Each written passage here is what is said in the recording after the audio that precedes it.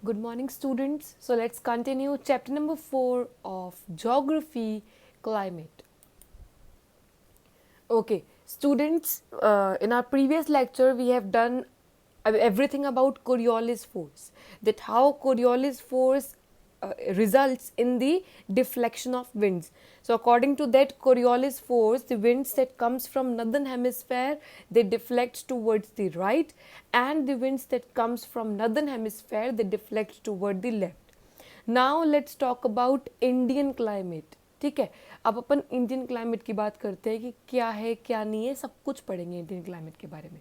Okay, India lies in the region of north easterly winds. North easterly winds का मतलब क्या है, ये देखो स्टूडेंट्स. कोरियोलिस फोर्स की वजह से जो विंड्स हैं वो स्ट्रेट आ रही थी, पर वो राइट की टूवर्ड्स मुड़ जाती हैं. अब वो राइट की टूवर्ड्स मुड़ जाती हैं तो वो कहाँ से आ रही हैं विंड्स? एक तो वो नॉर्थ साइड से, ये साउथ है, ये नॉर्थ है, ये ईस्ट है, और ये वेस्ट है और ये ईस्ट है. ये विंड्स जो हैं ये नॉर्थ से आ रही हैं. ठीक है, और ये कौन से डायरेक्शन में? ये ईस्ट डायरेक्शन में. ये कौन सा डायरेक्शन है जहाँ पे ये विंड्स आपको शो हो रही हैं? ये नॉर्थ ईस्ट डायरेक्शन ही तो हुआ. ये वाला डायरेक्शन हो जाएगा नॉर्थ वेस्ट, ये हो जाएगा साउथ वेस्ट, ये हो जाएगा साउथ ईस्ट. तो अगर मैं कहूँ कि इंडिया जो है वो नॉर्थ ईस्टर्ली विंड्स के रीजन में लाई करता है, तो मैं तो बिल्कुल गलत नहीं हूँ, क्योंकि आपको डायग्राम से ही दिख रहा है कि विंड्स जो कोरियोलिस फोर्स की वजह से ऊपर से आती है नदर्न हेमिस्फेयर से, वो राइट की टूवर्ड्स मुड़ जाती हैं. ऊपर से आई और राइट की टूवर्ड्स मुड़ गई. तो ये वाला रीजन कौन सा हो गया? नॉर्थ ईस्टर्न रीजन हो गया. तो ये ऊपर वाला एरिया है तो नॉर्थ, और ये ईस्ट है तो ये ईस्ट. तो नॉर्थ ईस्टर्न रीजन में क्या लाई करता है? हमारा इंडिया लाई करता है. Since these winds comes from northern hemisphere and towards east direction, इसीलिए हम कह सकते हैं कि इंडिया जो है वो नॉर्थ ईस्टर्ली विंड्स के डायरेक्शन में या रीजन में लाई करता है. अच्छा, ये तो समझ आ गया. सेकेंड पॉइंट क्या लिखा है?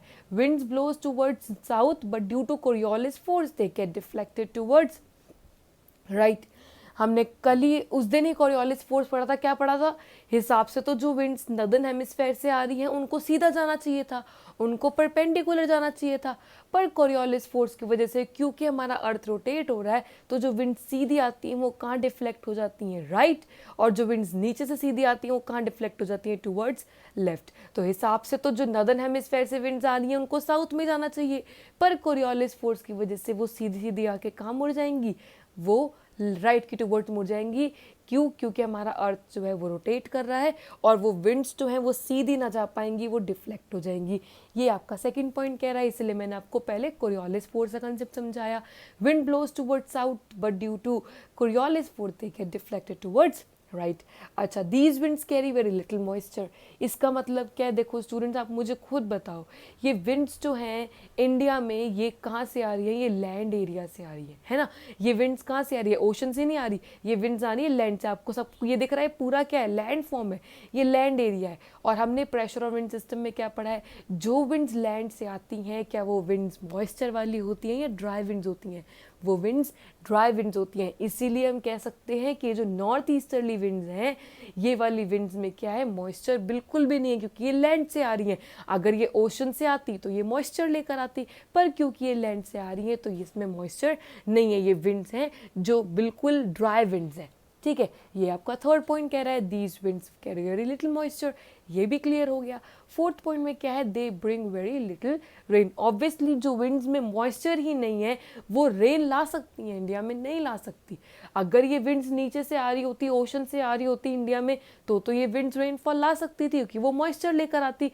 पर जो विंड्स ऊपर से आ रही है, जो लैंड एरिया से आ रही है, वो तो मॉइस्चर बिल्कुल भी लेके नहीं आएंगी. और अगर वो मॉइस्चर नहीं लेकर आएंगे तो इसका मतलब क्या है? अगर वो मॉइस्चर नहीं लेकर आएंगी तो हमारी इंडिया में रेनफॉल होने के चांस भी नहीं होंगे, है ना. यही ये कंसेप्ट कह रहा है. अच्छा,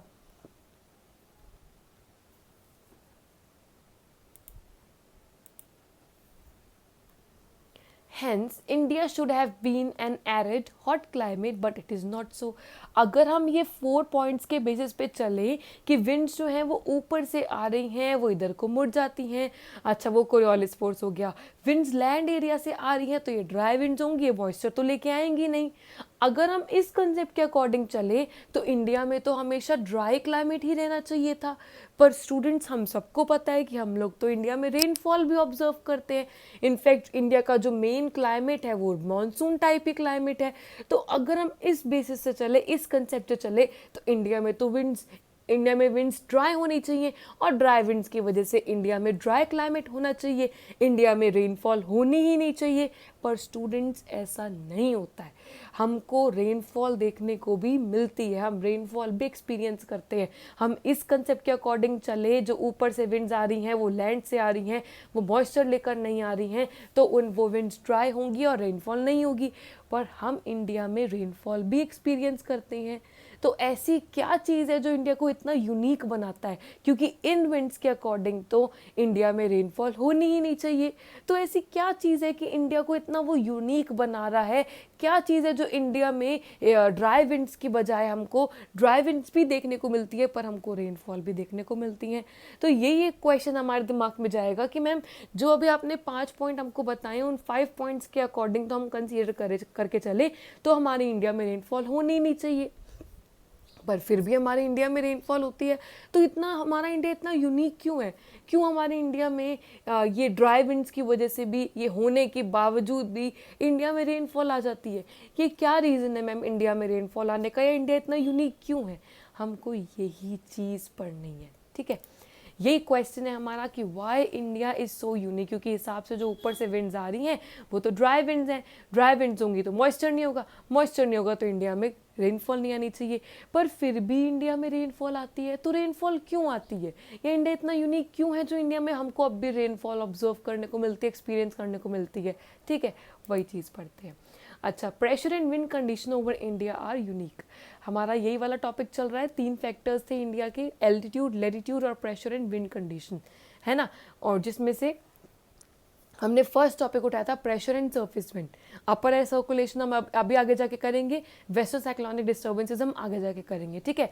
प्रेशर और विंड सिस्टम ही है जो इंडिया को यूनिक बनाता है, प्रेशर और विंड सिस्टम ही है जो इंडिया में रेनफॉल लेकर आता है। अब आप पूछेंगे मैम कैसे लेकर आता है, वही अपन पढ़ते हैं। बट वाई, कैसे लेकर आता है? तो हम जैसे हमने प्रेशर और विंड सिस्टम को जो बेसिक कंसेप्ट समझा था, बेसिक कंसेप्ट जो मैंने आपको समझाया था कि किसी भी एक एरिया, किसी भी एक प्लेस में जो लैंड होता है, जो ओशन होता है, उसमें समर्स में क्या होता है, विंटर्स में क्या होता है, अब अपन वो प्लेस की जगह क्या रख देंगे, इंडिया रख देंगे। सिर्फ ये फर्क होएगा, जो हमने किसी भी एक प्लेस का पढ़ा, अब अपन पढ़ेंगे प्रेशर और विंड सिस्टम इंडिया को कैसे अफेक्ट करता है। तो अगेन हम ड्यूरिंग समर्स पढ़ेंगे, ड्यूरिंग विंटर्स पढ़ेंगे, और हम देखेंगे कि किस तरह से प्रेशर और विंड सिस्टम इंडिया में रेनफॉल लेकर आता है, ठीक है। चलो पहले विंटर्स की बात करते हैं। स्टूडेंट्स, अगर आपको याद हो तो हमारा लास्ट जो स्टेप था वो ये था। लास्ट स्टेप क्या था कि लैंड एरिया पे विंटर्स के टाइम पे किसी भी एक प्लेस के लैंड पे हाई प्रेशर बन जाता है, ओशन में लो प्रेशर बन जाता है, and we all know that wind blows from high pressure to low pressure. तो जो ये विंड्स हैं ये यहाँ से लेके कहाँ ब्लो कर रही हैं, ओशन में ब्लो कर रही हैं।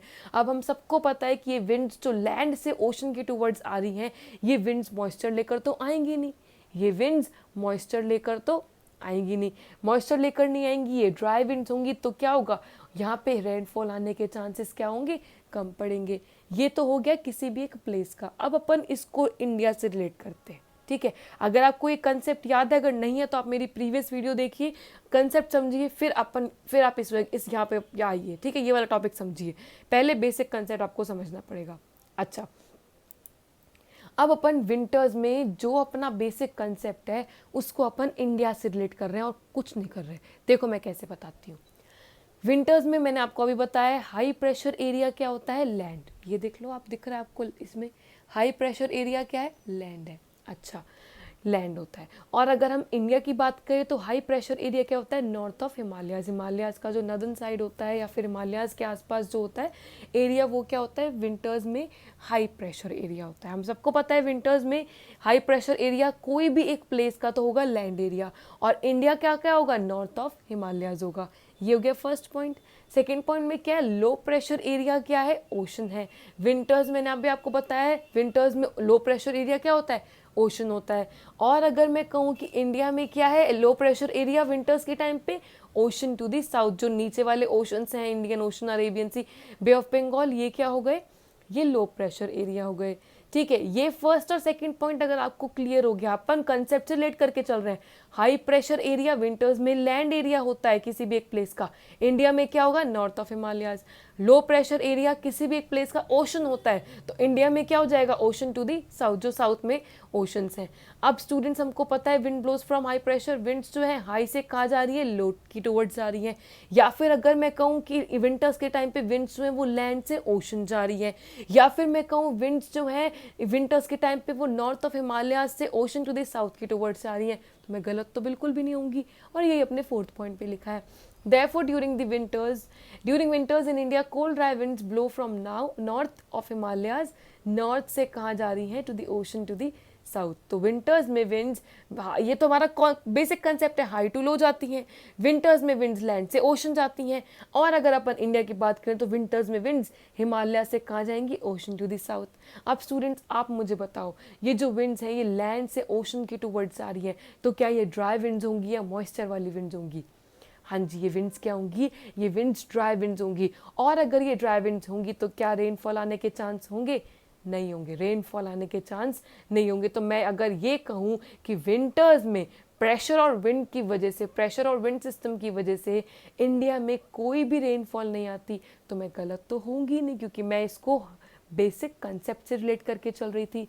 ये देखो स्टूडेंट्स, विंटर्स के टाइम पे ये देखो, यहाँ से नॉर्थ ऑफ हिमालय से कहाँ आ रही है, अपनी ओशंस में आ रही है, ठीक है। विंड्स जो है ऊपर से नीचे आ रही है, ये हाई प्रेशर जोन है, ये लो प्रेशर जोन है। विंड्स हिमालय से कहाँ आ रही है, ओशंस की टूवर्ड्स आ रही हैं, यही मैंने आपको बताया। विंड्स ऊपर से कहाँ आ रही है, नीचे आ रही है, high pressure to low pressure.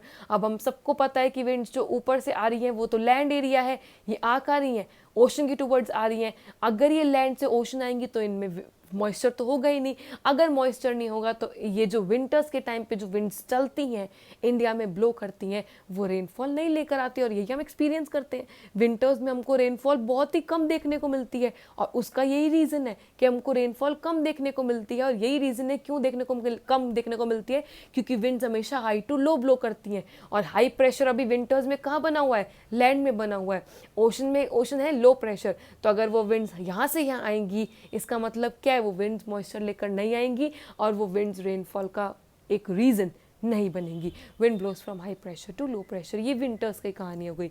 तो प्रेशर और विंड सिस्टम, अब हमको ये समझ आ गया कि प्रेशर और विंड सिस्टम की अगर हम बात करें किसी भी एक प्लेस की, या कि हम इंडिया की बात करें, तो प्रेशर और विंड सिस्टम जो विंटर्स में अफेक्ट करता है वो रेनफॉल हमको लेकर नहीं आएगा। हम किसी भी एक प्लेस का हम पढ़ चुके हैं, किसी भी एक प्लेस में प्रेशर और विंड सिस्टम क्या रेनफॉल नहीं लेकर आता, तो ऑब्वियसली इंडिया में भी वो रेनफॉल नहीं लेकर आएगा विंटर्स में। पर हमने क्या पढ़ा था, किसी भी एक प्लेस में समर्स के टाइम पे जो प्रेशर और विंड सिस्टम है वो रेनफॉल लेकर आता है, तो ऑब्वियसली इंडिया में भी वो रेनफॉल लेकर आएगा। देखो स्टूडेंट्स, समर्स के टाइम पे हाई प्रेशर होता है अपना लैंड पे, लो प्रेशर होता है अपना लैंड फॉर्म पे। ये ओशन पे होता है हाई प्रेशर, लैंड पे होता है लो प्रेशर। अब हम सबको पता है विंड्स जो है हाई टू लो ब्लो करती हैं, तो विंड्स कहाँ से कहाँ जाएंगी, हाई टू लो जाएंगी। अब स्टूडेंट्स आप मुझे बताओ, समर्स के टाइम पे विंड्स जो ओशन से जा रही है लैंड के टूवर्ड्स, क्या ये मॉइस्चर वाली विंड्स होंगी या ड्राई विंड्स होंगी? हाँ जी, ये विंड्स होंगी मॉइस्चर वाली। और अगर ये मॉइस्चर वाली विंड्स होंगी तो क्या ये लैंड पे रेनफॉल आने के चांसेस क्रिएट करेंगी या नहीं करेंगी? हाँ जी, ये लैंड पे रेनफॉल आने के चांसेस क्रिएट करेंगी, क्योंकि ये विंड जो है ये मॉइस्चर लेकर जा रही हैं, लैंड के टूवर्ड्स जा रही हैं, तो यहाँ पे रेनफॉल आने के चांसेस हो सकते हैं। ये तो हो गया किसी भी एक प्लेस का। अब अपन इसको इंडिया से रिलेट करते हैं कि इंडिया में क्या होगा। ऑब्वियसली बेटा ये तो बहुत ऑब्वियस थिंग है, अगर किसी भी एक प्लेस पर प्रेशर और विंड सिस्टम इस तरह से अफेक्ट करता है तो वो इंडिया में भी इस तरह से अफेक्ट करेगा। कैसे करेगा यही देखते हैं। चलो, during summers high pressure area क्या होता है, ओशन। मैंने अभी आपको बेसिक कंसेप्ट बताया, हाई प्रेशर होता है ओशन। और अगर मैं कहूँ, ये तो किसी भी एक प्लेस का हो गया, इंडिया में क्या हो गया, सदर्न इंडियन ओशन, जो ये इंडियन ओशन है ये हो गया अपना हाई प्रेशर एरिया समर्स के टाइम पे। लो प्रेशर एरिया हम सबको पता है किसी भी एक प्लेस का क्या होता है, लैंड होता है। तो अगर मैं कहूँ interior Asia and north western India, तो मैं गलत तो नहीं होंगी। जो इंटीरियर पार्ट होता है एशिया का या फिर अपने इंडिया की अगर मैं बात करूँ तो नॉर्थ वेस्टर्न इंडिया, वो क्या होता है, वो लो प्रेशर जोन होता है। कंसेप्ट ये है किसी भी एक प्लेस का, ये है इंडिया का। अगर आपको फर्स्ट और सेकंड पॉइंट क्लियर हो गए स्टूडेंट्स, तो आपको पूरा कंसेप्ट याद हो जाएगा। हाई प्रेशर एरिया वैसे किसी भी एक प्लेस का ओशन होता है, इंडिया का क्या होगा, इंडियन ओशन होगा। लो प्रेशर एरिया वैसे किसी भी एक प्लेस का लैंड होता है, इंडिया का क्या होगा, इंटीरियर एशिया फिर नॉर्थ वेस्टर्न इंडिया। अब हम सबको पता है winds high to low blow करती हैं। विंड समर्स के टाइम पे अगर मैं बात करूँ तो विंड्स ओशन से लैंड ब्लो करेंगी, या फिर मैं कहूँ विंड्स सदर्न इंडियन ओशन से interior Asia north western India blow करेंगी, तो मैं गलत तो नहीं होंगी। यही लिखा है wind blows from high to low, high ये है, लो ये है। तो therefore during summers air moves from southern Indian Ocean into Indian subcontinent, मतलब इंडिया के अपने पूरे पार्ट में आ जाती है इन साउथ ईस्टर्ली डायरेक्शन। तो विंड्स जो है वो कौन से डायरेक्शन में मूव करती हैं, ये देखो स्टूडेंट्स, साउथ ईस्टर्ली, ये इधर से आ रही हैं, इधर से आ रही हैं, और कौन सी जगह है, ये ईस्ट की साइड है। तो साउथ ईस्टर्ली डायरेक्शन में विंड्स क्या कर रही हैं, ब्लो कर रही हैं। डायरेक्शन में कंफ्यूज मत होना स्टूडेंट्स, कई स्टूडेंट्स बहुत कंफ्यूज हो जाते हैं डायरेक्शन में और इनके नेम पे। तो हमको डायरेक्शन पे ध्यान नहीं देना, हमको इनके नेम पे ध्यान देना है। फोर्थ पॉइंट क्लियर है। फिफ्थ पॉइंट क्या है, these winds are known as south west monsoon winds, और इन्हीं विंड्स को क्या बोला जाता है, जो विंड्स साउथ ईस्ट डायरेक्शन में ब्लो करती हैं, इन विंड्स को बोला जाता है साउथ वेस्ट।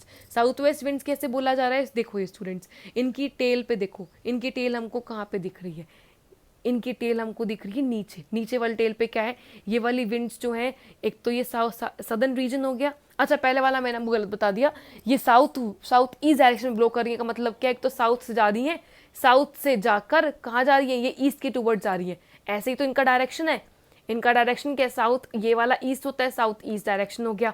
इन विंड्स को नाम क्या दिया गया, साउथ वेस्ट विंड्स दिया गया।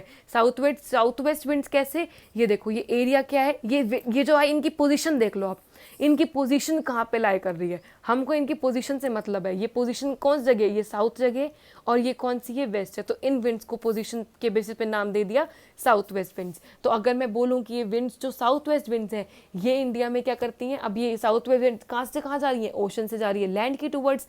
ओशन में मॉइस्चर होगा, लैंड में मॉइस्चर नहीं होगा। ओशन में मॉइस्चर होगा तो ये विंड्स क्या करेंगी, इंडिया में हमारे रेनफॉल आने के चांसेस क्या करेंगी, क्रिएट करेंगी। वही चीज़ बोला है। इन विंड्स को बोला गया south west monsoon winds. These winds bring rainfall as they carry moisture, क्योंकि कोई भी एक प्लेस का, किसी भी एक प्लेस की बात करें तो किसी भी एक प्लेस में प्रेशर और विंड सिस्टम जो है समर्स के टाइम पे मानसून लेकर आता है। सिमिलरली इंडिया में भी प्रेशर और विंड सिस्टम समर्स के टाइम पे मानसून ही लेकर आएगा, क्योंकि हाई प्रेशर हो जाता है ओशन में, लो प्रेशर हो जाता है लैंड पे। और हम सबको पता है winds high to low blow करती हैं, मतलब ओशन टू लैंड ब्लो करेंगी।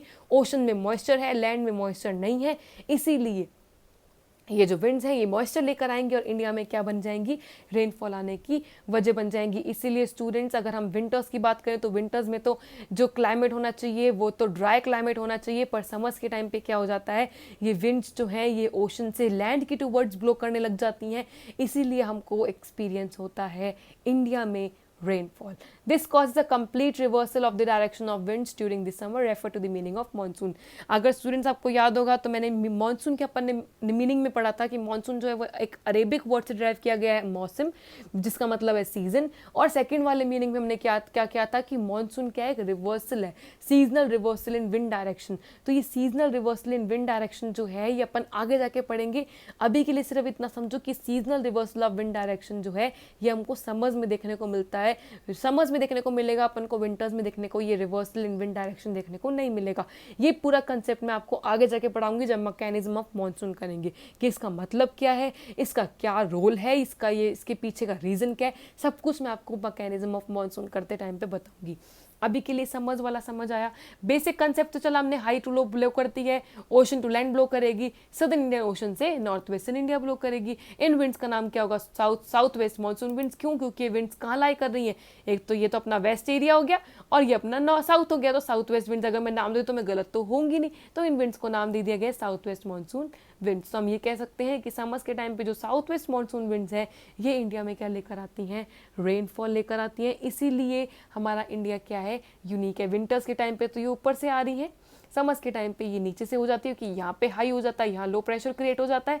तो ये प्रेशर कंडीशन की डिफरेंसेस की वजह से इंडिया में हमको रेनफॉल देखने को मिलती है समर्स में। ठीक है, अच्छा, this is how pressure and wind system during summers bring rainfall in India. इस तरह से प्रेशर और विंड सिस्टम समर्स के टाइम पर रेनफॉल लेकर आता है इंडिया में, और इंडिया इसीलिए हमारा क्या है, यूनिक है। ठीक है स्टूडेंट्स। अच्छा, अभी तक हमारा सो फार हमने प्रेशर एंड सरफेस विंड्स कर दिया। पहले हमने बेसिक कंसेप्ट पढ़ा। बेसिक कंसेप्ट हमने क्या निकाला कि विंड्स जो हैं वो high to low pressure blow करती हैं, ठीक है। फिर हमने इंडिया से रिलेट करा कि अगर समर्स के टाइम पे लो प्रेशर लैंड एरिया है तो इंडिया में भी वो लैंड एरिया ही रहेगा जो आपका नॉर्थ वेस्टर्न पार्ट है। अगर समर्स के टाइम पे ओशन जो है वो हाई प्रेशर एरिया है तो इंडिया में भी वो ओशन ही रहेगा। तो बेसिक कंसेप्ट अगर आपको याद है तो इंडिया तो आपका इससे चुटकियों में हो जाएगा, ठीक है। प्रेशर और सरफेस विंड्स कर लिया कि प्रेशर और सरफेस विंड समर्स में हमारा रेनफॉल लेकर आती है, इस तरह से वो इंडिया क्लाइमेट को अफेक्ट करती है। अब अपन पढ़ते हैं अपर एयर सर्कुलेशन के बारे में। स्टूडेंट्स, अपर एयर सर्कुलेशन कुछ भी नहीं है। अपन ने बेसिक कंसेप्ट में पढ़ा था। बेसिक कंसेप्ट में अपन ने क्या पढ़ा था कि जैसे अपन समर्स की लेके चलते हैं, समर्स में क्या है, ये हाई प्रेशर है, ये लो प्रेशर है। जहाँ लो प्रेशर क्रिएट होता है वहाँ से क्या होती है, विंड्स क्या करती है, राइज करती हैं, एयर राइज करती है। तो अब जो राइज एयर हो गई है, हमने पहले सरफेस विंड्स की बात कर रहे थे, अब जो विंड्स राइज कर गई हैं, अब हम उन राइज करने वाली एयर की बात करेंगे जो ऊपर चली गई है, ठीक है। अभी तक हम सरफेस विंड्स की बात कर रहे थे, अब अपन ऊपर वाली एयर की बात करेंगे जो एयर राइज कर जाती है। जब गर्म जगह होती है तो वहाँ पे क्या होता है, एयर राइज कर जाती है क्योंकि एयर हल्की हो जाती है। अब जो एयर राइज कर जाती है हम उनकी बात करेंगे कि उनसे क्या अफेक्ट होता है इंडिया क्लाइमेट। जो एयर ऊपर चली गई, जो एयर राइज कर गई, उससे इंडिया के क्लाइमेट पे किस तरह से अफेक्ट पड़ता है, ठीक है। अभी तक हम सरफेस नीचे वाली कर रहे थे, अब अपन ऊपर वाली करेंगे कि ऊपर जब एयर राइज कर गई है तो उससे हमारे इंडिया पे क्या अफेक्ट आने वाला है, ठीक है। अपर एयर सर्कुलेशन में हम दो चीज़ों के बारे में पढ़ेंगे, मीनिंग ऑफ जेट स्ट्रीम्स और how jet streams affects the Indian climate. Obviously हम किसी भी चीज़ का मीनिंग पढ़ेंगे तो हमको एट लास्ट हमको पढ़ना पड़ेगा कि इंडिया के क्लाइमेट पे किस तरह से वो जेट स्ट्रीम्स अफेक्ट कर रही हैं। हम वेस्टर्न साइक्लोनिक डिस्टर्बेंस पढ़ेंगे तो हम यही पढ़ेंगे कि वेस्टर्न साइक्लोनिक डिस्टर्बेंस होता क्या है और इंडिया क्लाइमेट पर वो किस तरह से अफेक्ट करता है, ठीक है। हर चीज़ को हमको इंडिया क्लाइमेट से रिलेट करनी है, पर रिलेट करने से पहले हमको उसका करना पड़ेगा, मीनिंग समझना पड़ेगा। अच्छा, meaning of jet streams. Winds that flow high up in the atmosphere. Jet streams कौन सी विंड्स होती हैं, जो ऊपर ब्लो करती हैं एटमॉस्फेयर के ऊपर। मैंने वही कहा, अभी तक हम सरफेस विंड्स की बात कर रहे थे, पर सरफेस विंड्स में हमने पढ़ा था कि जहाँ पे लो प्रेशर क्रिएट हो जाता है वहाँ पे एयर राइज कर जाती है। अब जो एयर राइज कर गई है हम उसकी बात करने वाले हैं, हम अपर एयर सर्कुलेशन की बात करने वाले हैं। अभी तक हम नीचे वाली एयर की बात कर रहे थे, अब हम अपर एयर सर्कुलेशन की बात करेंगे, ठीक है। Winds that flow high up in the atmosphere, atmosphere के ऊपर जो बहुत ऊपर फ्लो कर रही है उनको कहा जाता है jet streams. Jet streams are mostly found in troposphere. Students ये देखो, ये अपनी लेयर्स ऑफ एटमॉस्फेयर है, troposphere, stratosphere, mesosphere, thermosphere, exosphere. ये 1 मार्क के क्वेश्चन में आ जाता है कि जेट स्ट्रीम्स कौन सी लेयर ऑफ एटमॉस्फेयर में ब्लो करती हैं, वो ट्रोपोस्फेयर में ब्लो करती हैं, जहाँ पे आपके एरोप्लेन्स ब्लो करते हैं। ट्रोपोस्फेयर स्ट्रेटोस्फेयर में ही, तो ट्रोपोस्फेयर में भी कभी कभार ब्लो करते हैं। तो सबसे जो फर्स्ट लेयर ऑफ एटमॉस्फेयर होती है ट्रोपोस्फेयर, जेट स्ट्रीम्स वहीं पे अपनी ब्लो करती हैं, ठीक है। Jet streams are mostly found in troposphere, इसको आपको याद रखना है। अच्छा, दैट स्पीड, जो जेट स्ट्रीम्स की स्पीड होती है, varies from about 110 kilometre per hour in summers to about 184 kilometre per hour in winters. अच्छा, अब इनकी स्पीड में डिफरेंस क्या है, क्यों है, ये मैं बताती हूँ। जेट स्ट्रीम्स की जो स्पीड है वो समर्स में कम क्यों हो जाती है, क्योंकि जेट स्ट्रीम्स जो है समर्स के टाइम पे बहुत ज़्यादा वीक हो जाती हैं और विंटर्स के टाइम पे जेट स्ट्रीम्स बहुत ज़्यादा स्ट्रांग हो जाती हैं। इसलिए क्यों स्ट्रॉन्ग क्यों वीक ये आगे पढ़ेंगे अपन।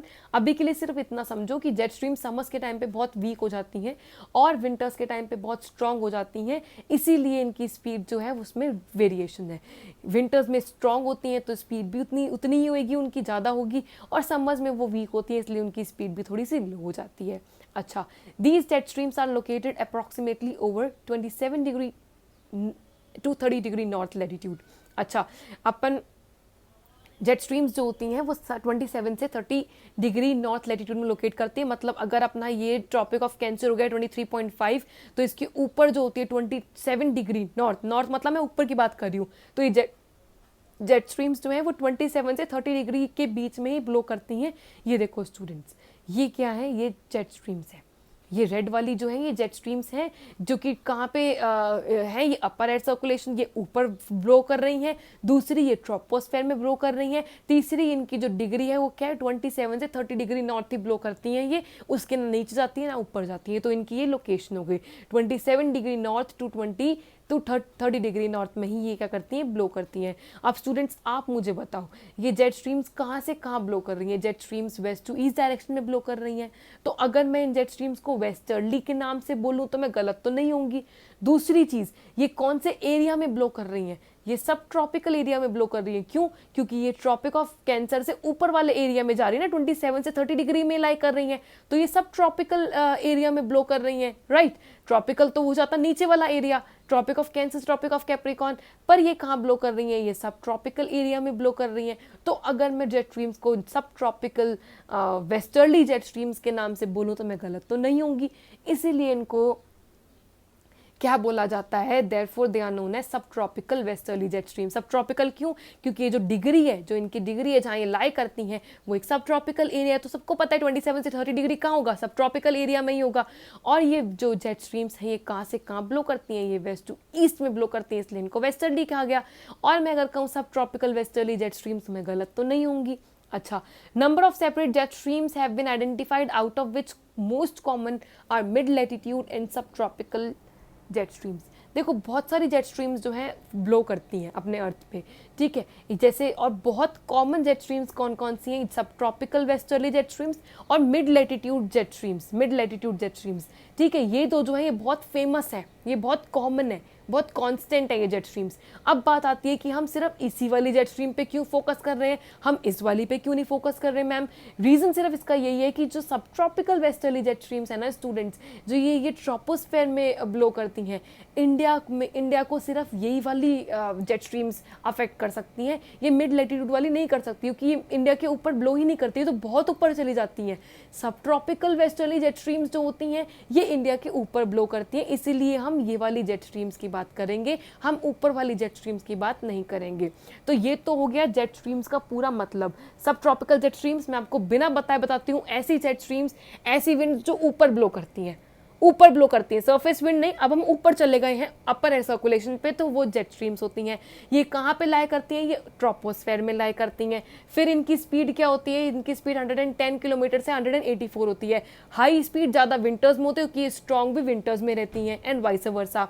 फिर इनको हम सब ट्रॉपिकल वेस्टर्ली जेट स्ट्रीम्स क्यों कहते हैं? क्योंकि इनका जो लैटिट्यूड है वो 27 से 30 डिग्री नॉर्थ है, इसीलिए ये क्या होती है? सब ट्रॉपिकल कहलाई गई, और ये वेस्ट टू ईस्ट ब्लो कर रही है, इसलिए वेस्टर्ली सब ट्रॉपिकल जेट स्ट्रीम्स इनको बोला गया है। फिर ये जो है, अब ये हो गया। इसके अलावा दो तरह की बहुत कॉमन है, एक तो ये वाली जो अपन पढ़ी रहे हैं, एक मिड लैटिट्यूड वाली भी बहुत कॉमन है। हम मिड लैटिट्यूड इसलिए नहीं करें क्योंकि मिड लैटिट्यूड जो है वो इंडिया को अफेक्ट नहीं करती, हमारे लिए इंडिया में अफेक्ट करने वाली होती है सब ट्रॉपिकल वेस्टर्ली जेट स्ट्रीम्स, इसलिए हम सब ट्रॉपिकल वेस्टर्ली जेट स्ट्रीम्स की ही बात कर रहे हैं।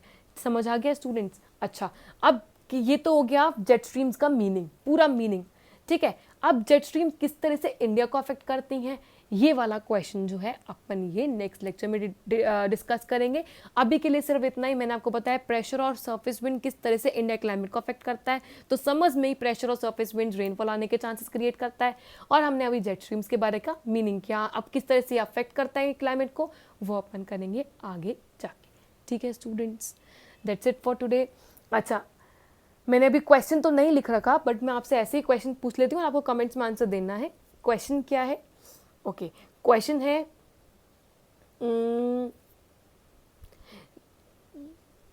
अच्छा, you have to tell me the answer in the comments.